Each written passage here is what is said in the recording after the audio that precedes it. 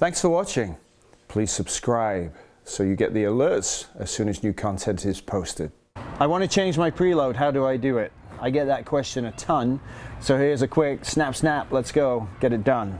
What types of preload adjusters are out there? Well, they could be at the bottom of the shock, they could be at the top of the shock. Go find it.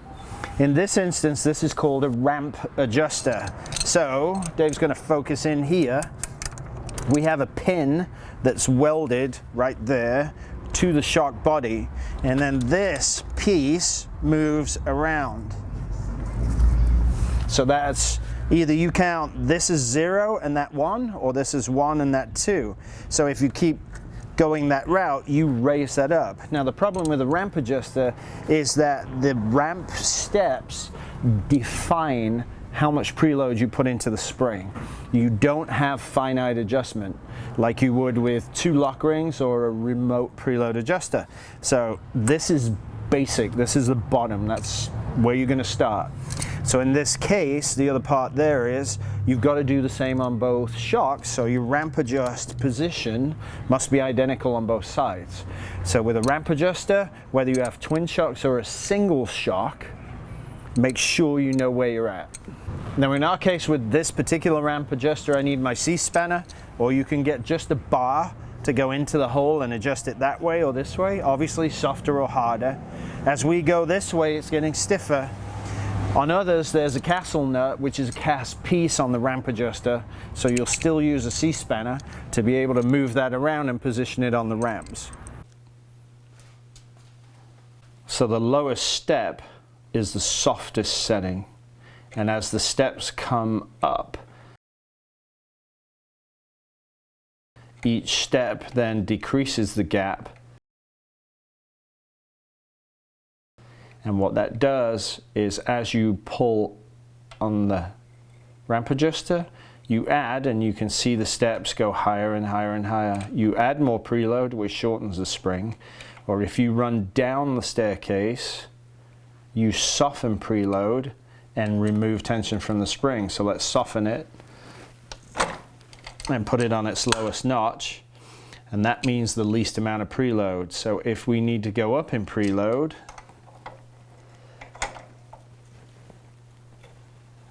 then we go up in steps, but the problem with a step is it's not fine like 2 lock rings. You get what you're given per step, so if you're really data driven, you need to figure out how much preload each step adds. And a lot of the time, the machining in that preload adjuster is not exactly the same step by step. So periodically you want to measure and make sure that as you're adding steps, what are the changes I'm getting in regards to the setting, because I can only move step by step. I cannot make a finite change like I can with 2 lock rings. This is a ring setup. The upper ring is set to lock down this ring and stop it moving. So whenever we want to change preload, we have to loosen this upper lock ring. So we can go obviously up to the top of the shock to loosen it, and I have an Olin's tool here for it. So now we spin that out of the way. Now our spring can get longer and softer, or we can compress it down, because you can see how many threads we've got on the shock body. So we can make this slightly softer, but significantly, because the threads go down to here, stiffer. So this gives us a very fine amount of movement through a whole number and series of turns by counting the number of castle nuts we have to know how much we turn, period. You can do 1 castle nut if you want, but the bottom line on a shock like this is realistically you want to work at least a turn at a time to see. Now when you're done, that lock ring comes down and you quite literally snug it. It's a friction fit. So the shock body's rotating on the heim joint. Now it's stuck, friction fit it, and you're done. You don't want to over tighten this ring, you just need a friction fit. The shock will straighten itself back out on the heim joint and your adjustment is made.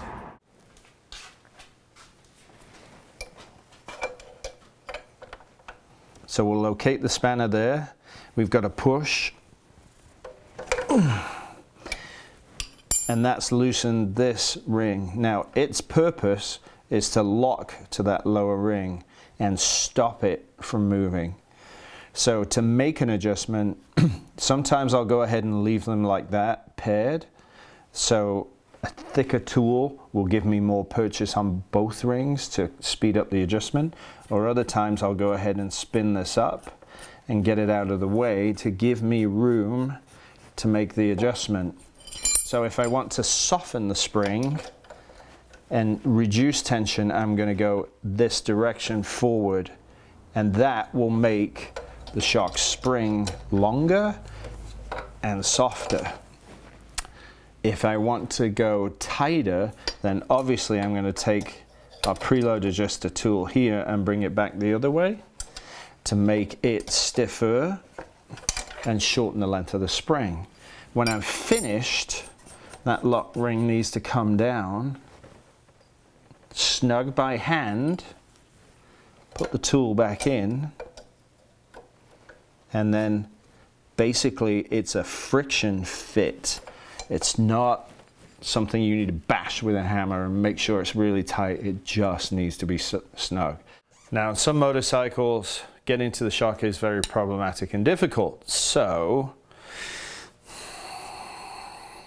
as much as I hate it, taking a big screwdriver and making it into a drift by grinding the end completely off and having not a steel hammer but a rubber hammer, you can go ahead and adjust your preload that way when there are two lock rings. Dirt bikes are a great example. There's literally no room in there. But in doing that, the dirt bike is put on the stand to fully elongate the rear shock to take all the stress off the spring. So if you have to resort to this, there's a couple steps. One, clean the shock. Get in there with a toothbrush and clean all those threads up, because the last thing you want to do is catch a rock and destroy the shock. Secondly, when you're done with that, leave some WD-40 or fine oil or penetrating oil on top of the upper ring and let it soak for a minute or two. Then just gently, ever so gently, just tap the ring. If it comes free, great. Spin it up and make sure it doesn't bind on any debris that you missed. And if it does, clean the shock again, clean those threads out until that ring spins out of the way. Once that's done, now you have to clean on top of the lock ring, because there will be some dirt and debris there. Clean all that off, make sure it's clean, and then if you need to do it, then obviously you're going to tap. But have the bike on the kickstand or have the bike on jack stands on solid foot pegs.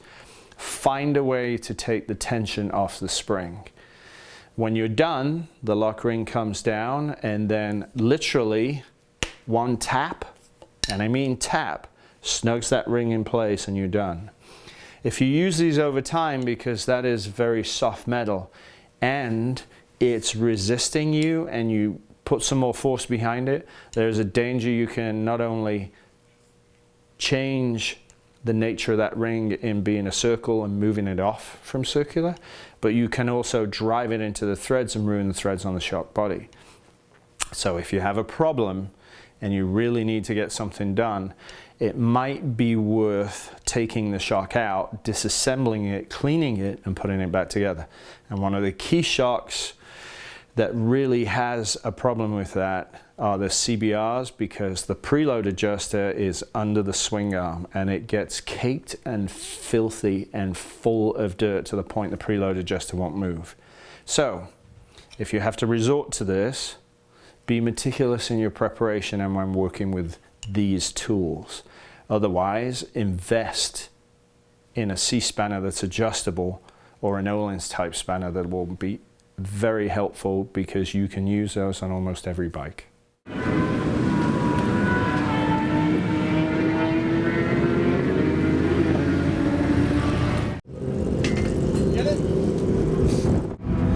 So it has a set screw on the Penske, and a lot of shocks you've got to check for it.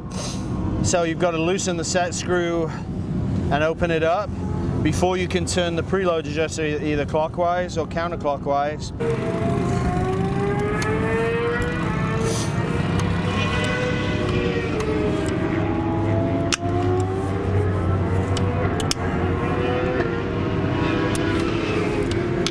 All right, that's one turn. The beauty of this one is it's got what's called a thrust bearing on top. So the preload adjuster moves really easy versus dragging on top of the spring. So when you're done, go ahead, set the set screw back in, tension it gently, and that's enough to hold it in place. So your next type of adjuster on shock preload is a manual one, but in a different format.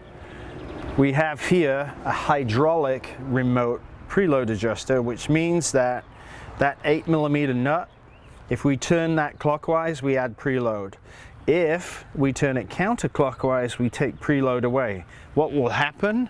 Well, this piece on the base of the shock here will start to push down on the spring if we go clockwise. So let's go ahead and do that so Dave can focus in. And I can only go about a quarter turn at a time. So quarter, 1, 3/4, 1, 2, 3, 4,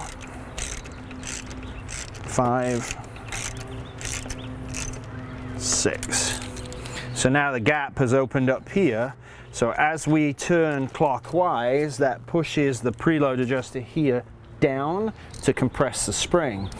So you can see how much preload you're adding, and if you want to measure it, you can measure that gap as to how many turns give you how much preload.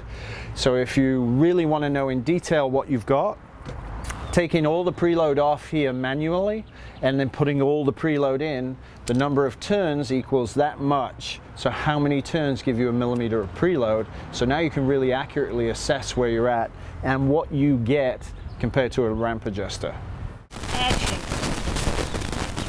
One other type you may find on multiple motorcycles is a hand dial this way. Generally these will have a detent and a click.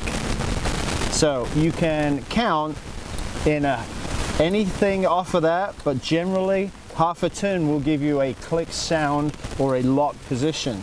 So if you go and turn this way, lefty-loosey, you're taking preload off. If you turn this way, you're adding preload.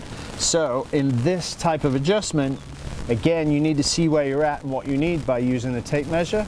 Then make the adjustment here and simply record what you've done in number of clicks or turns. Either way is up to you, so you know the changes you made on preload with the shock. So we got to soften it up and give you some. 1. I'm trying to understand if that changes the geometry of the bike. No, it changes spring tension.